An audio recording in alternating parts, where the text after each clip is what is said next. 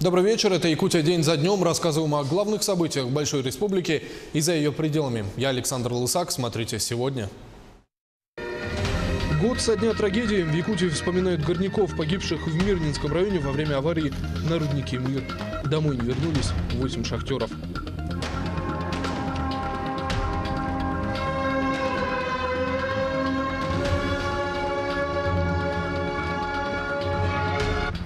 Деньги получат, но не все. Вкладчикам одиозного банка «Татта» начали выплачивать страховые взносы. Кто останется за бортом? Сняли кого-нибудь с должности? Пострадали все сотрудники, которые... Чем они занимались вообще все это время, Национальный банк? Переправа, берег левый, берег правый. В Якутии решили бороться со скандалами и драками на переправе Якутск-Нижний Бестях с помощью электронной очереди. Никаких проблем. Подъехал, 5 минут не стоял даже, и заехали сразу. Раз, все, поставили нас. Всесоюзные стройки «Ура!». Агитпоезд «Комсомольской правды» стартовал из Москвы до Нижнего Бестяха, где уже побывали ветераны-строители Байкало-Амурской магистрали. Сейчас агитационный поезд «Комсомольская правда» прибыл на железнодорожную станцию Томмот. Настроение у пассажиров приподнятое, праздничное. В составе строители, комсомольцы, те, кто прокладывал этот путь. Битва до победы. Алдан вызвал лучших представителей смешанных единоборств Дальнего Востока. Турнир по современному панкратиону подарил 12 ярких поединков.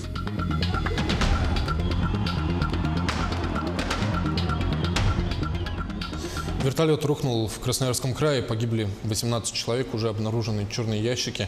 Транспортная прокуратура начала проверку. Сегодня годовщина другой трагедии, когда жизнь Мирного, да и всей Якутии разделилась на до и после. 4 августа 2017 года произошла авария на руднике «Мир». Она унесла жизни 8 горняков, в тот день прорвала карьер. 300 тысяч кубометров воды заполнили шахты рудника. 142 человека удалось сразу поднять на поверхность. Позже был спасен еще один горняк, Алишер Мирзаев. Поиски оставшихся 8 шахтеров велись 3 недели без результата. Домой не вернулись Михаил Неустроев, Глеб Миронцев, Игорь Степанов, Виталий Куликов, Дмитрий Марин, Алексей Власенко, Дмитрий Жуков и Валентин Мисник. Сегодня в Мирном прошел траурный митинг. На поверхности закладочного комплекса горно-обогатительного комбината открыли памятник шахтерам и шахтерскому труду. Рядом с бронзовой фигурой установили мемориальную плиту с портретами и именами 8 погибших горняков.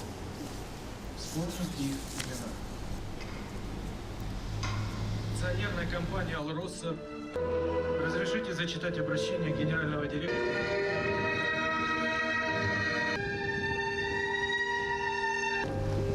Другую дату, 31 июля, будут помнить российские журналисты. Во вторник в Центральной Африканской Республике были обнаружены тела 3 россиян. Военного корреспондента Архана Джемаля, режиссера Александра Расторгуева и оператора Кирилла Радченко. Их машина была изрешечена пулями, техника и деньги были украдены. Джемаль, Расторгуев и Радченко снимали документальный фильм. Российский МИД старается оказать необходимую помощь и настаивает на тщательном расследовании. Это были не просто журналисты, творцы. Кирилл Радченко практически не давал интервью. Настоящий оператор, человек за кадром. Архан Джемаль, военкор, прошедший не через одну войну, бесстрашный, вспоминают коллеги. В 90-е работал геологом в Якутии, но связал жизнь с журналистикой. Расторгуев, мастер образов, абстракции. Для него был важен скрытый смысл. Вот в Ливии меня подстрелили. Я очень долго там лечился, там довольно сильно подстрелили. Да. Ну, как только встал на ноги, уехал на Донбасс. То есть, если что-то сейчас заварится, где-то каша, конечно, я поеду. Журналист на войне, потому что его читателям интересно читать про то, что там происходит. Да. История – это история войн. Конечно. Это история Наполеонов. Ты едешь и щупаешь историю на ощупь. Да?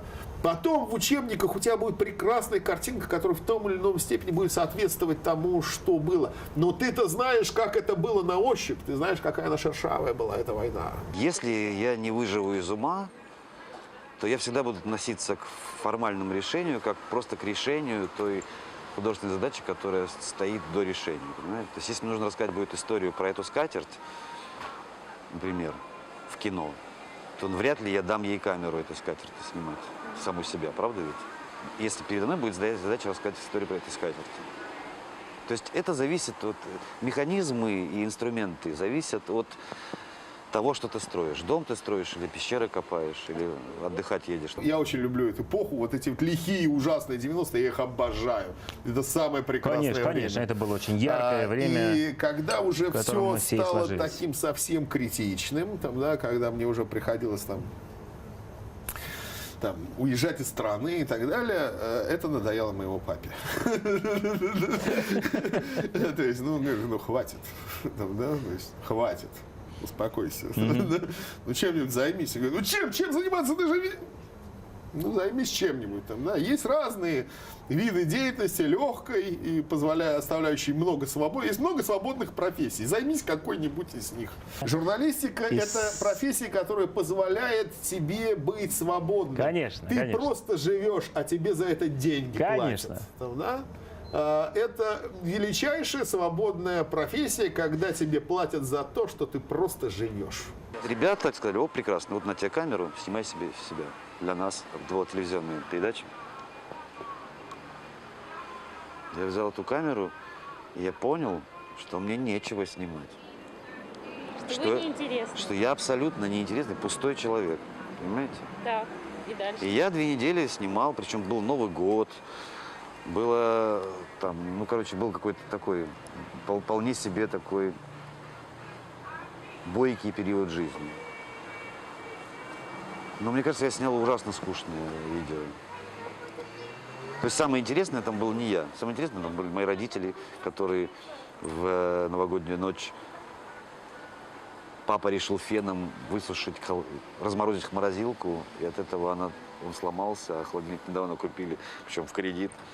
И мама в новогоднюю ночь устроила истерику и плакала из-за этого. Ну, короче, вот такие вот были штуки. А что это за феномен, вот, что вы поняли, что вы неинтересны, что вам я понял, что мне скучно с ним. Ну, вы же могли играть, да, вы могли придумать. Вы можете Я не придумать умею. жизнь для другого человека, я не умею. Для себя я не умею придумать. Если бы я мог для себя придумать интересную жизнь, я бы ей жил. Но, к сожалению, вот я этого не делаю. Ну ведь я, кстати, я когда был юношей, я ж не думал, что я буду журналистом. Там, да? Я не думал, что я полагал, что буду геологом. Там, да? То есть сейчас задним числом я понимаю, что это определенный эскапизм. Там, геология в те времена, эскапизм, сбежать от совка. Конечно. Вокруг тайга закон. Там, да? Медведь хозяин. Медведь хозяин. Но стал журналистом. Я же не предполагал, что так будет. Там, да? Но стал. Я не буду загадывать, чем я буду заниматься. Да? Я не буду решать. Да? Мы живем в большом пульсирующем мире, там, да? То есть мире страдающем, там, да? Мире, на который мы на самом деле никак не можем повлиять, но мы не имеем права от него отгородиться. Там. Единственные счастливые люди там с ограниченными способностями люди, да, вот так называют сейчас инвалидов. Их счастье более цельное, счастье тоже в кавычках, мгновение счастья, да? Более содержательное, более чистое и вообще единственное возможное.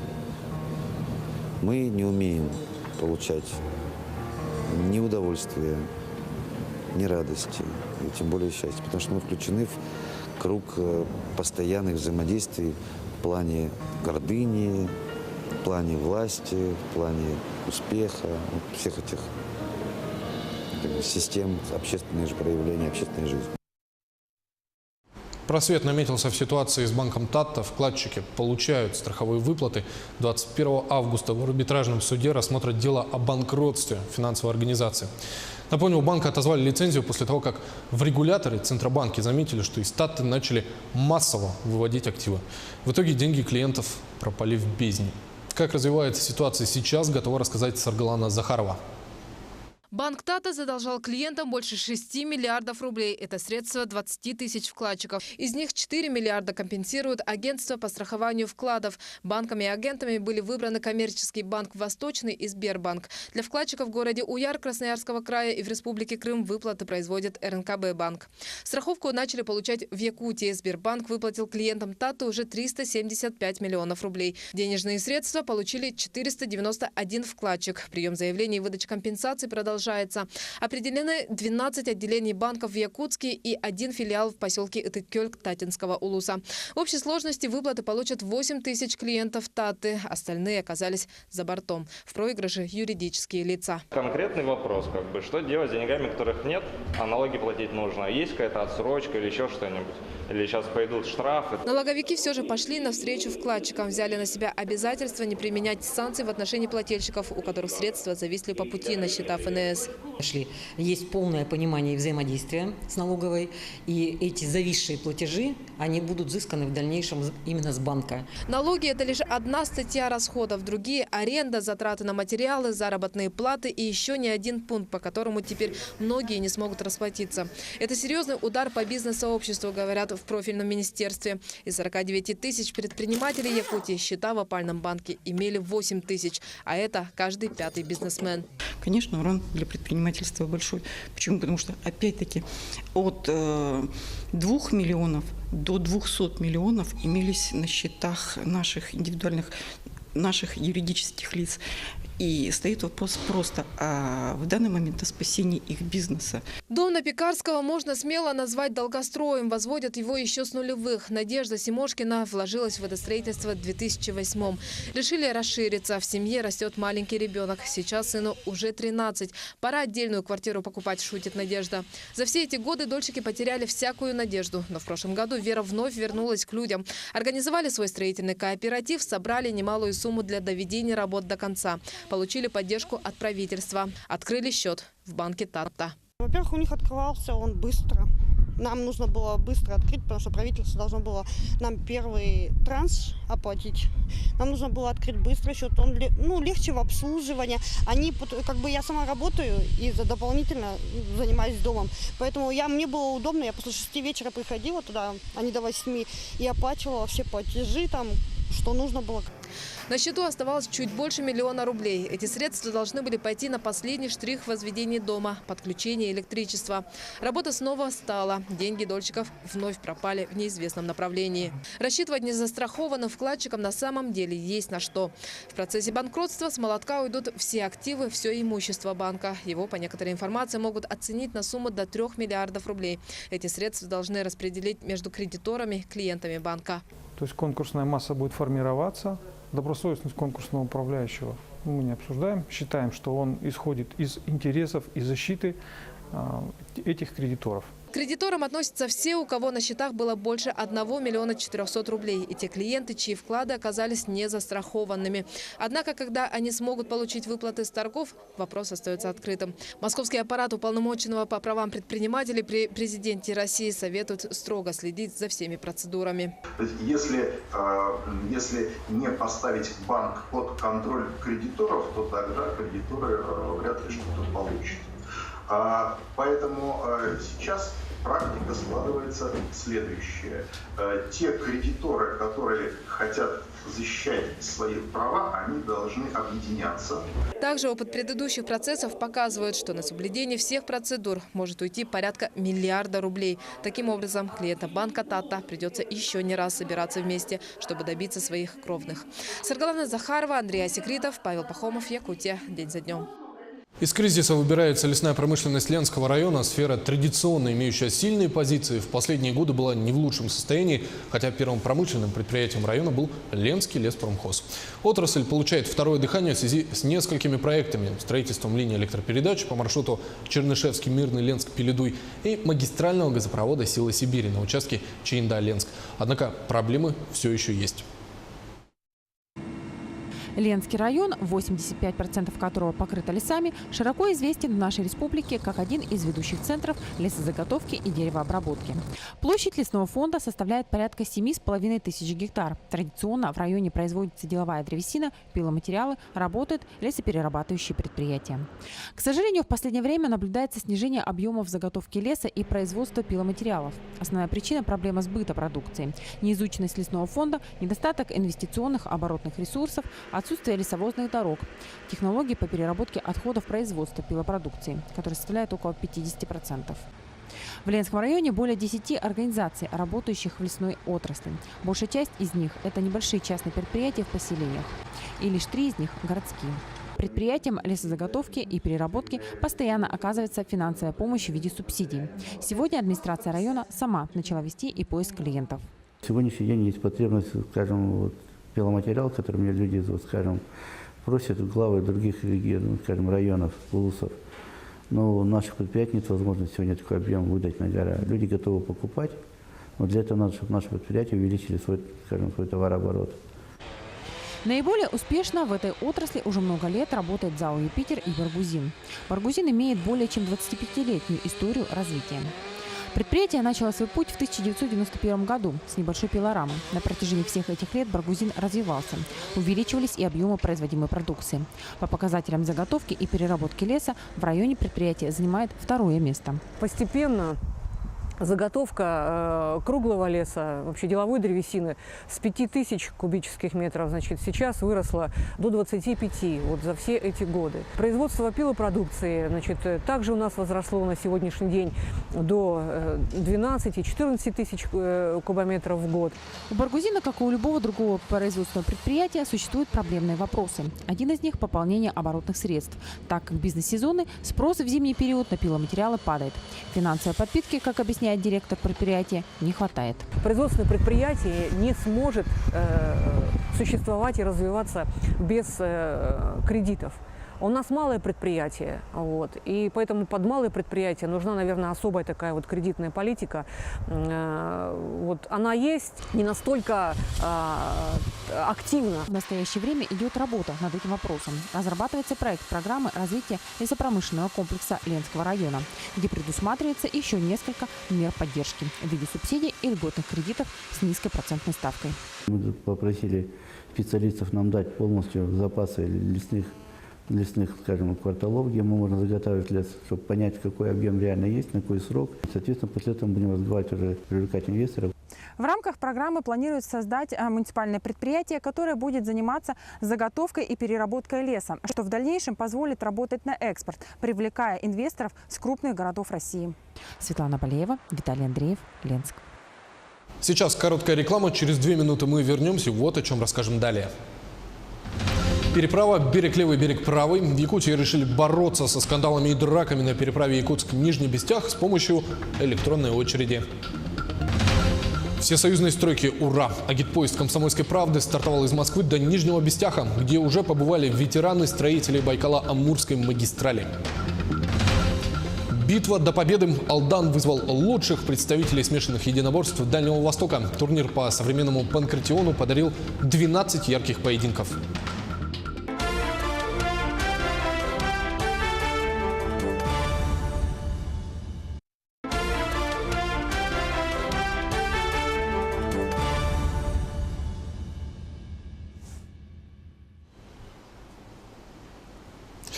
Вы смотрите «Якутия день за днем», рассказываем о главных событиях этой недели. Цифровизация в Якутии – это благо, позволяющее решить наши объективные минусы, считает глава региона Айсан Николаев. Об этом он сказал по итогам совещания с министром цифрового развития, связи и массовых коммуникаций России Константином Носковым. Руководитель федерального ведомства находится с рабочим визитом в Якутске. Николаев и Носков побывали в студии телеканала «Якутия-24». Мы поговорили о развитии IT-отрасли и запуске цифрового вещания в республике. В России завершается федеральная программа по переходу на цифровое телевидение. Какие результаты и что в конечном счете получит потребитель?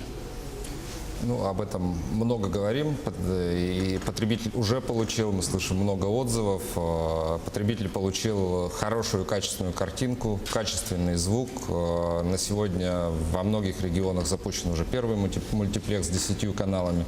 До конца года по всей стране будет запущено 20 каналов в цифровом качестве, с хорошей картинкой, с хорошим звуком и абсолютно бесплатно.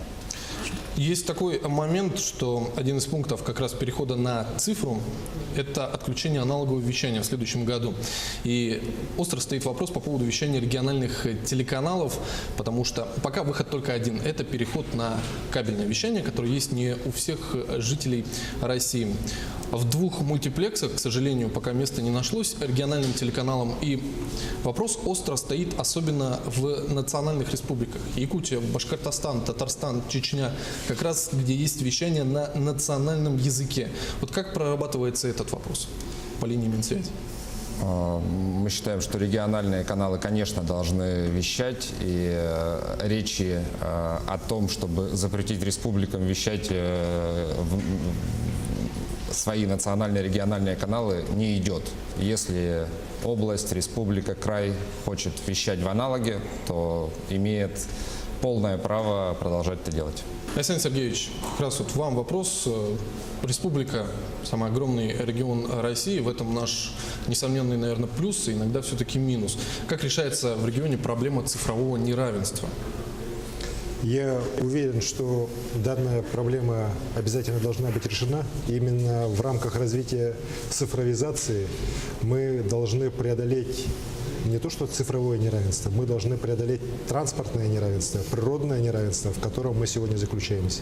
На мой взгляд, именно цифровизация дает и уже дала нам уникальный шанс наши продукты, ту же IT-продукцию наших компаний, те же креативные наши разные разработки выводить уже на мировой рынок.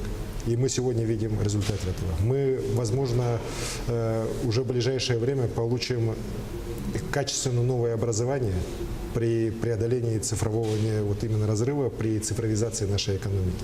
Потому что наши дети в самом удаленном сельском поселении теоретически смогут получать уже лекции от лучших преподавателей не только республики, но и страны, и, может, даже мира. За последние годы при поддержке федерального правительства, при работе вот наших федеральных операторов связи в республике построено 6 тысяч километров оптоволокна. Конечно, большая роль и республиканских наших предприятий в этом вопросе, в решении этого вопроса. Но эта задача будет решаться и дальше. И я уверен, что к 2024 году 85% населения республики будет обеспечено уже связью именно через оптоволокно. А оставшиеся 15% мы, конечно, будем вот совместно, в том числе и с Министерством федеральным нашим профильным, решать вопросы через спутник. Так, в этом вопросе мы тоже знаем, в каком направлении надо двигаться. И уверен, что сегодня не надо вести речь о цифровом неравенстве республики. Мы уже преодолели это бремя. Наоборот, мы сейчас должны максимально использовать преимущества цифровизации для переформатирования не только экономики, но и нашей вот социальной сферы. Вот, Константин Юрьевич, вам вопрос. Президент России Владимир Путин все чаще говорит о несырьевой экономике, и отдельное внимание этому уделяется как раз-таки IT-отрасли. Что бы вы посоветовали регионам для развития вот данного направления? Вы знаете, IT-отрасль – это драйвер, это такой хребет всей цифровой экономики. Поэтому здесь говорить о том, что IT-отрасль как отрасль будет занимать большую долю в экономике, это не совсем правильно. Она будет служить локомотивом развития всей цифровой экономики, будет менять процессы, в том числе в производстве, в сфере услуг. Но, тем не менее, IT, конечно, это важная вещь. Как развивать? Ну, в целом все инструменты понятны, известны, в том числе и у вас есть, и в республике, и технопарки. Существуют разные формы инструментов поддержки.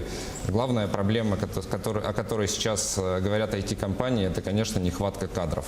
И здесь я бы призвал и региональные власти поработать со своими университетами, чтобы выпускать все больше и больше специалистов в IT-отрасли, математиков, инженеров. Александр Сергеевич, вам последний вопрос. Какими в вашем понимании все-таки должны быть площадки, чтобы вот сфера IT-технологий, она не просто развивалась, она летела в Якутии? В нашей республике мы обязательно будем создавать условия для того, чтобы вот IT-компании могли успешно развиваться. Уже в этом году будет открыт парк высоких технологий, так называемый вот IT-парк, о котором мы давно достаточно говорили. При этом я вижу его не только место, где наши вот крупнейшие компании, такие как Майтон и СНЭТ, будут работать, а я вижу его как некий бизнес-инкубатор, где наши молодые компании, где компании вот только начинающие смогут начать работу, смогут какие-то прототипы уже воплощать в жизнь, потом эти прототипы могут дальше каким-то образом уже получать финансирование от наших и других институтов развития и в дальнейшем, конечно, уже выходить на рынок российский и на рынок мировой. В мире много таких проектов уже реализовано. Главное, вот еще раз говорю, не пытаться здесь административными мерами подгонять бизнес, так? Здесь главное, скорее ему не мешать, создавать условия, в которых люди могут творить, могут создавать. Цифровизация, электронные услуги уже не просто слова. Технологии активно внедряют в повседневную жизнь. Помогают решить, например, и многолетние проблемы. Подтверждением ситуация с паромной переправой Якутск-Нижний Бестях. Каждую пятницу и воскресенье гигантские очереди из автомобилей. Драки, скандалы, помятые бока машин. Каждый стремится занять место на пароме любыми способами. Сейчас наводят порядок. Сперва больше грузом ограничили проезд, теперь устанавливают бордюры, дальше больше. На горизонте электронная очередь. Когда она будет, готов рассказать наш корреспондент Дмитрий Тымыров.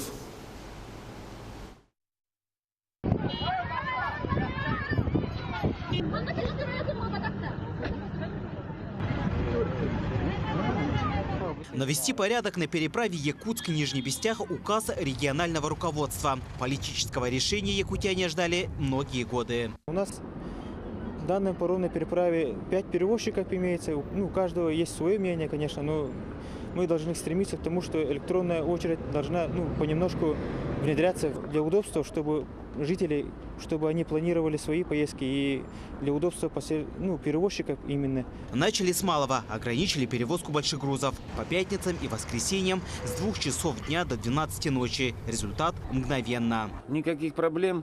Подъехал, 5 минут не стоял даже и заехали сразу. Раз, все, поставили нас, мы переплавились, быстренько все это выехали. Электронная очередь появится, но не сразу. Внедрение системы пройдет в 2 этапа. Первый этап – это, конечно, у нас благоустройство будет.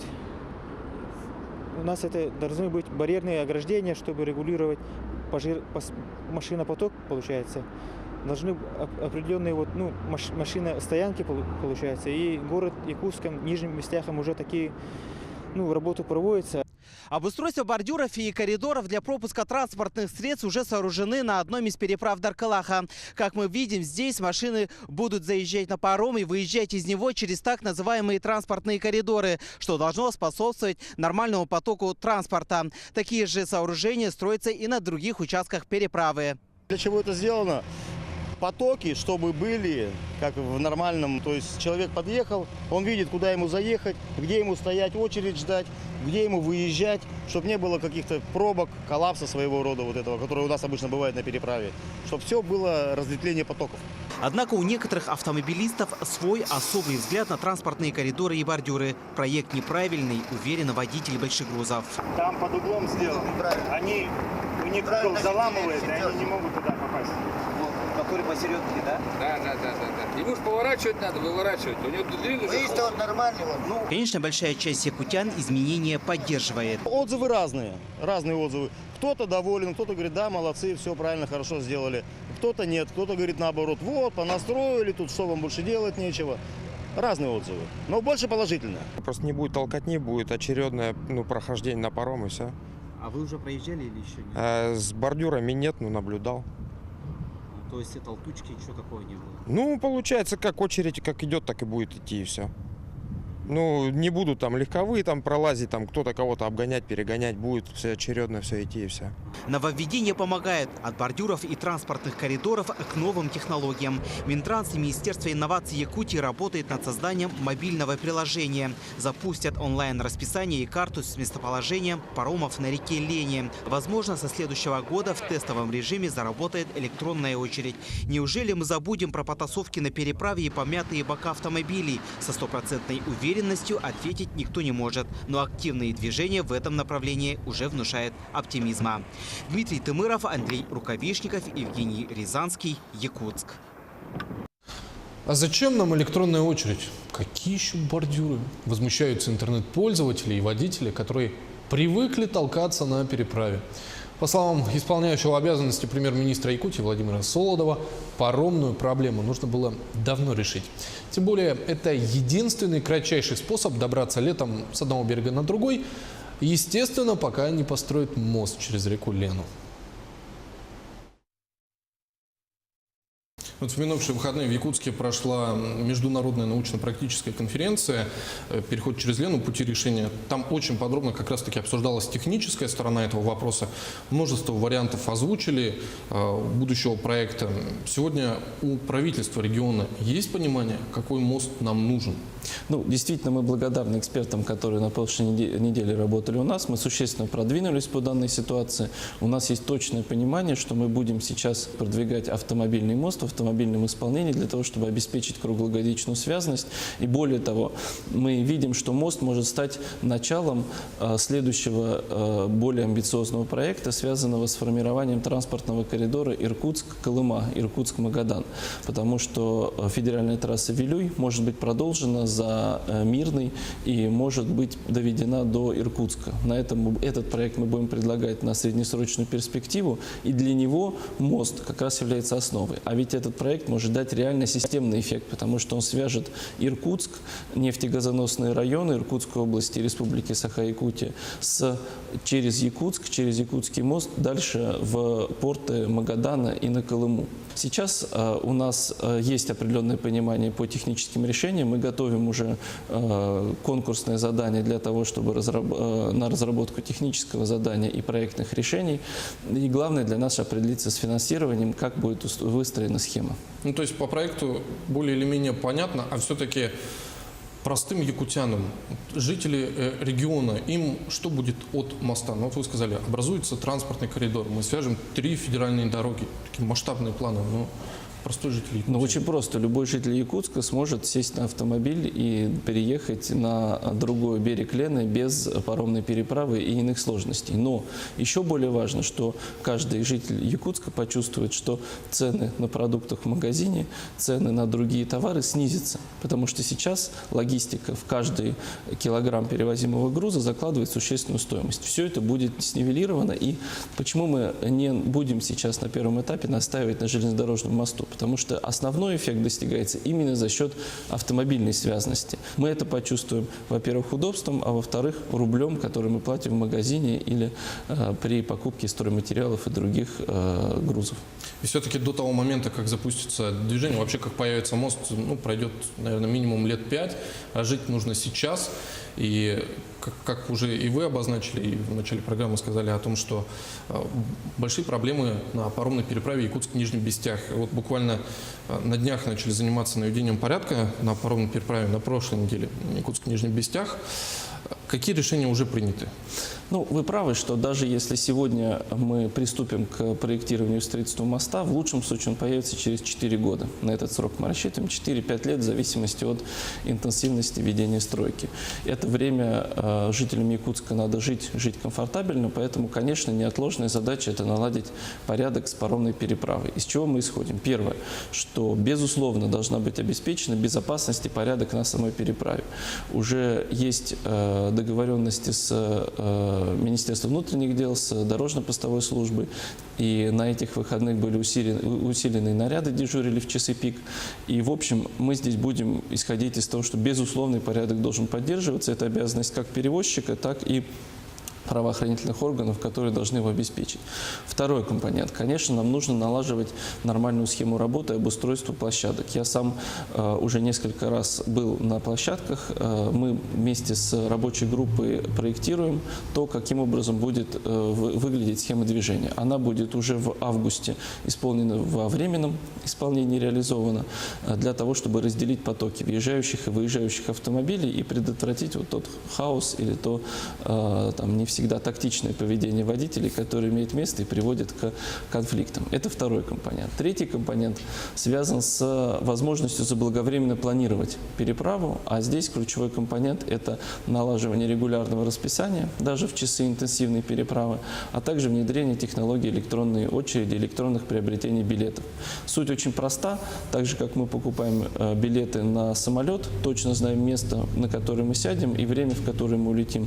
Точно так же при паромной паромной переправе любой владелец автотранспортного средства сможет заблаговременно купить билет на конкретный рейс парома, на конкретное место на пароме. Ну как?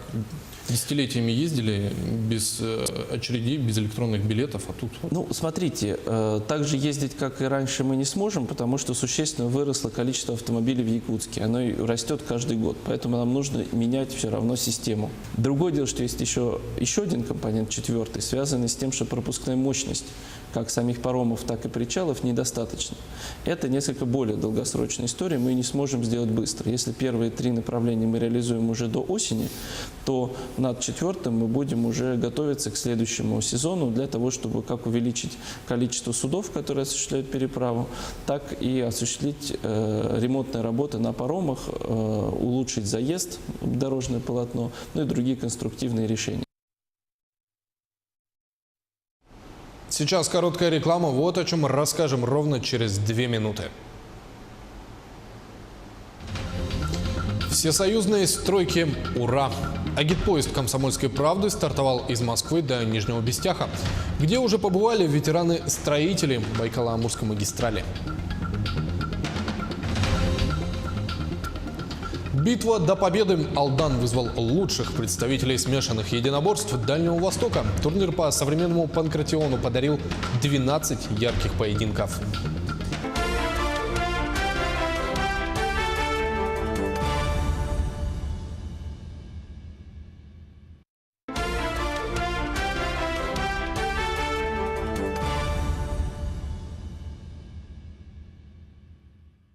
Это Якутия день за днем, мы продолжаем.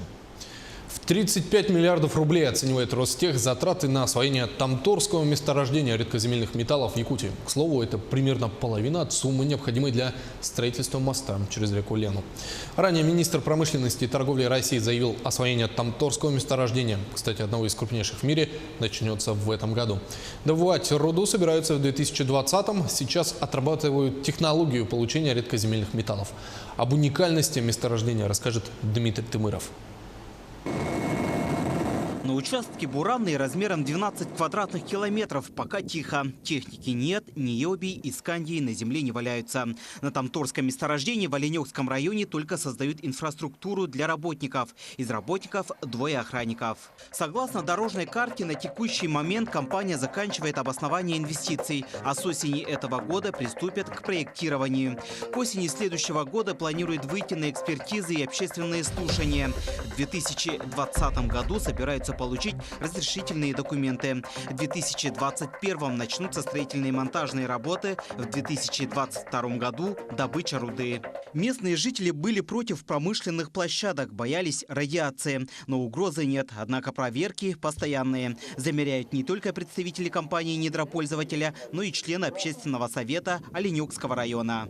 Чтобы была вредность от радиации, нужно, чтобы уровни радиационного фона были там, выше определенной отметки, что и люди будут тогда относиться там, к определенному классу опасности. А у нас мы не ожидаем таких уровней совершенно. Да? Геологические образцы хранят в специально построенном кернохранилище. Герметичная упаковка, деревянные ящики. Радиационный фон невероятно низкий. Это чистая руда, редкометальная. Так во всех ящиках все это лежит.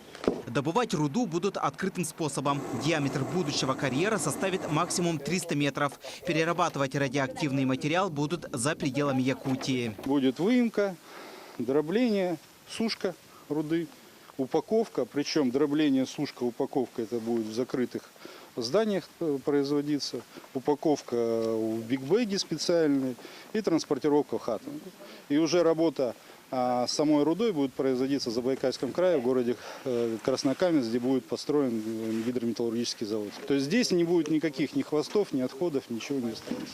В ходе вскрывных работ и эксплуатации месторождения, которое будет с 2022 года, мы продолжим тоже мониторинговые исследования. Конечно, будем наблюдать за добычей, транспортировкой руды.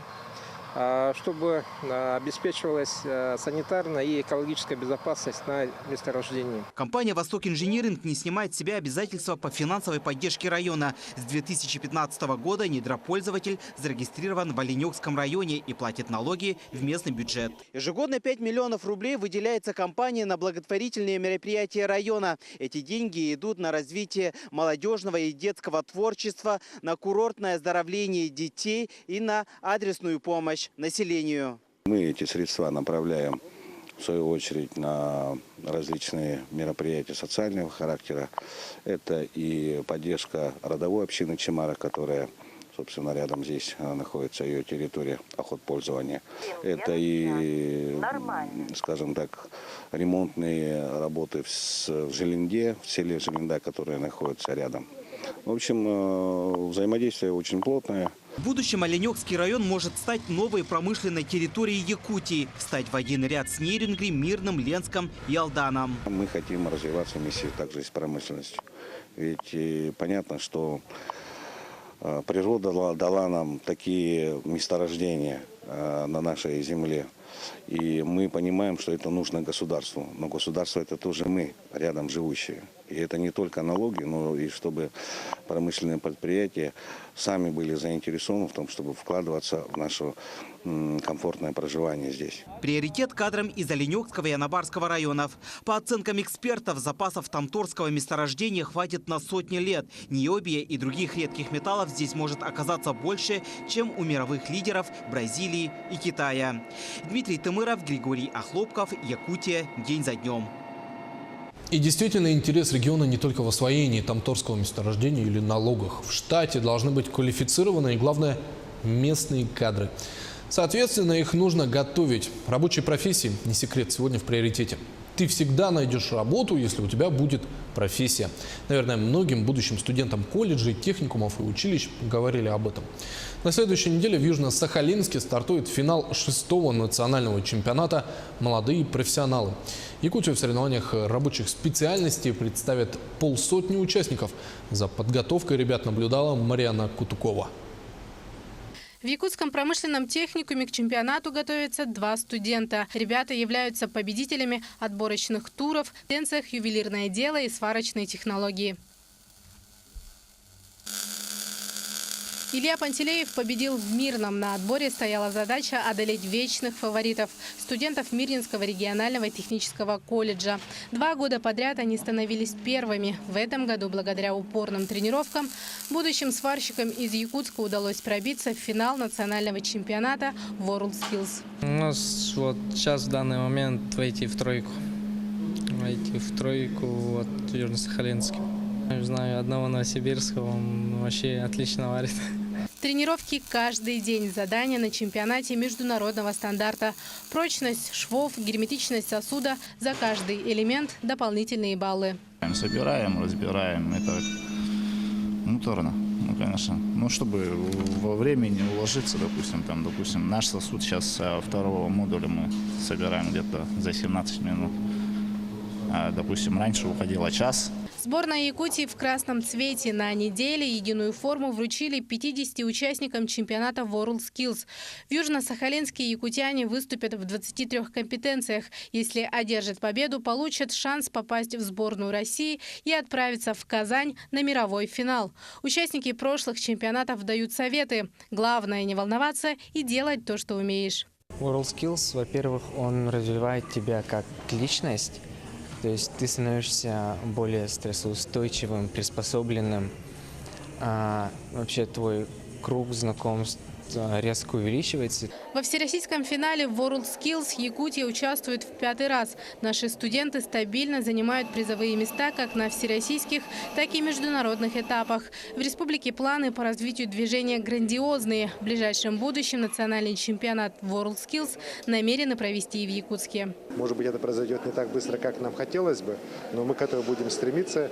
И, конечно, вот даже проведение, например, отборочных каких-то мероприятий российского уровня по каким-то каким-то отдельным компетенциям здесь у нас в Якутске, это тоже дает очень серьезный толчок к развитию компетенций по тем или иным направлениям. Руководитель региона пожелал ребятам победы и вручил официальный мяч прошедшего чемпионата мира по футболу.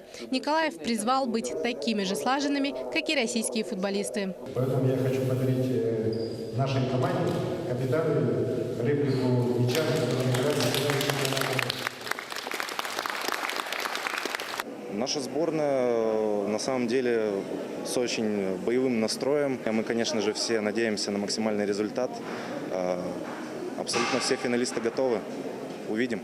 Финал 6-го национального чемпионата «Молодые профессионалы» стартует 8 августа в Южно-Сахалинске.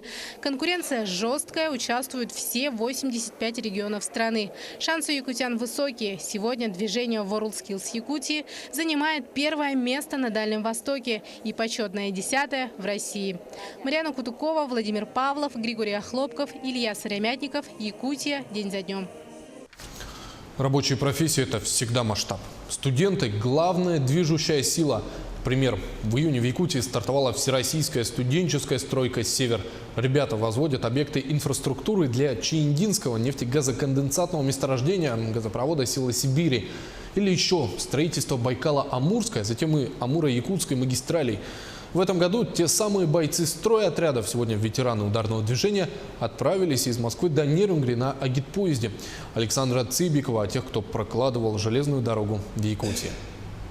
Череда праздничных мероприятий началась с официальной встречи комсомольцев с главами района и поселений, где прозвучало много добрых слов и воспоминаний. Никаких преступлений не было. Люди с утра до позднего вечера только работали, причем каждый день выполняли нормы задания 1,5-2 раза.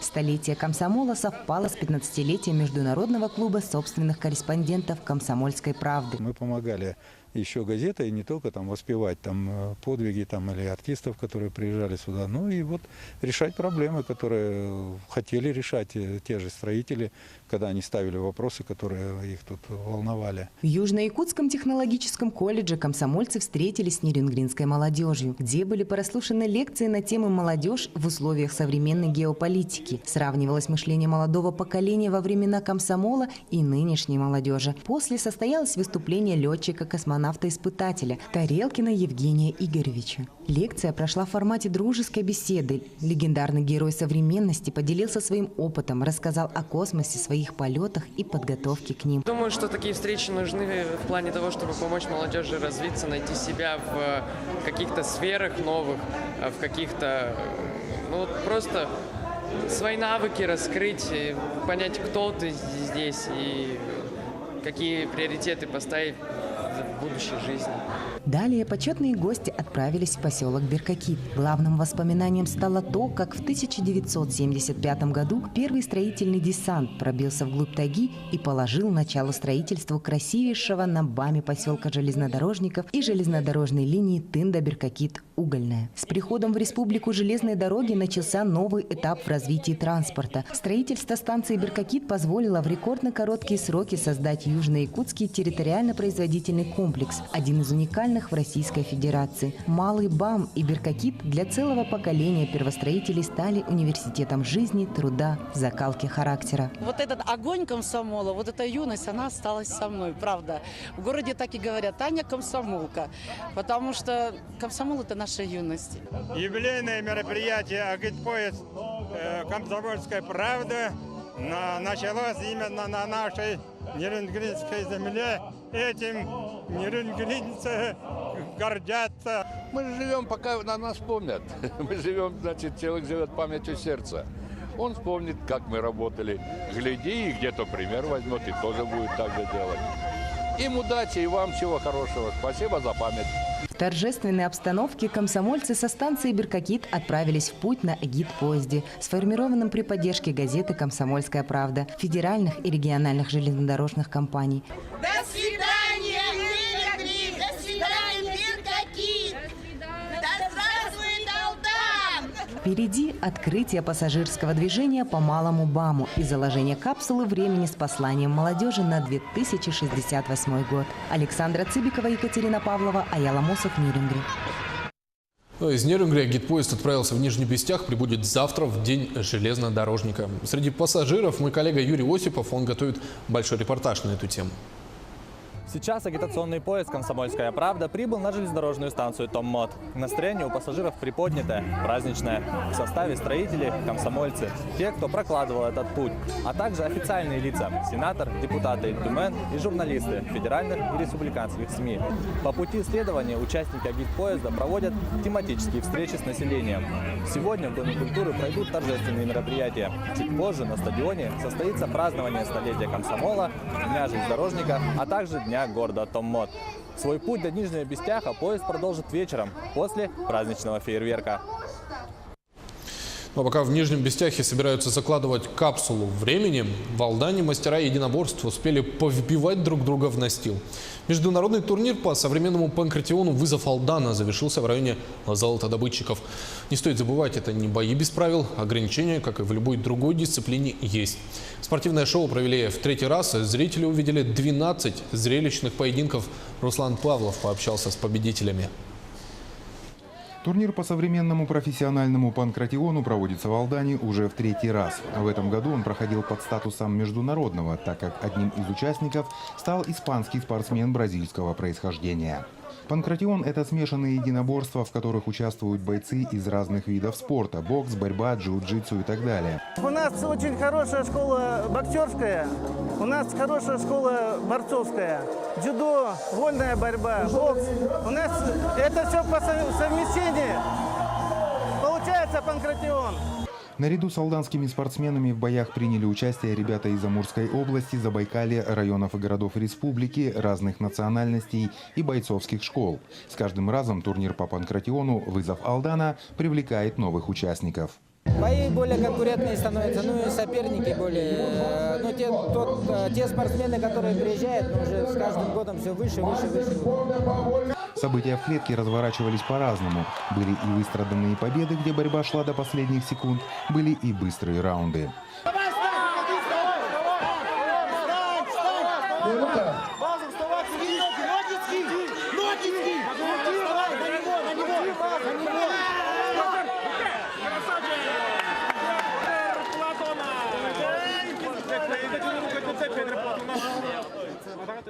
Бой очень прекрасно, очень хороший, насыщенный.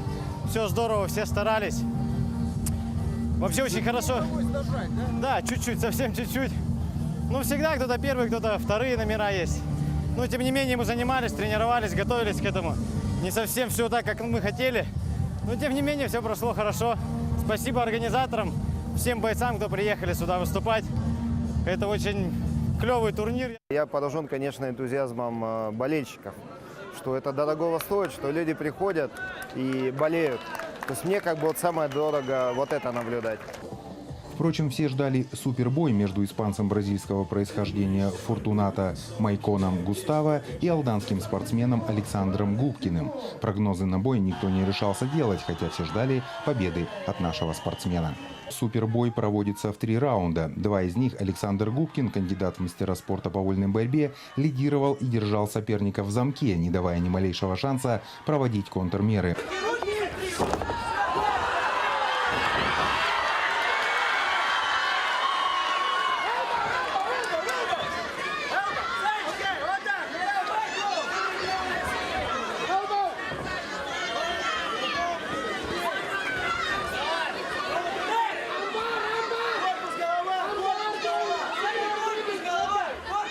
В 3-м раунде алданский боец завоевал уверенную победу в суперпоединке.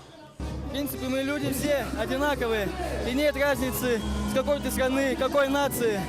У нас один Бог, и мы все люди. Главное быть человеком. Я сегодня провел бой с бразильцем. Очень хороший парень. Он за 2 боя подменил моего первого оппонента. И не побоялся, приехал сюда.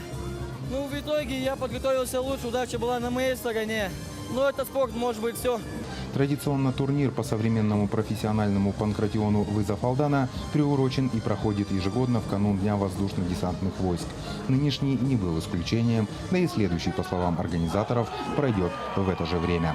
Руслан Павлов, Алдан.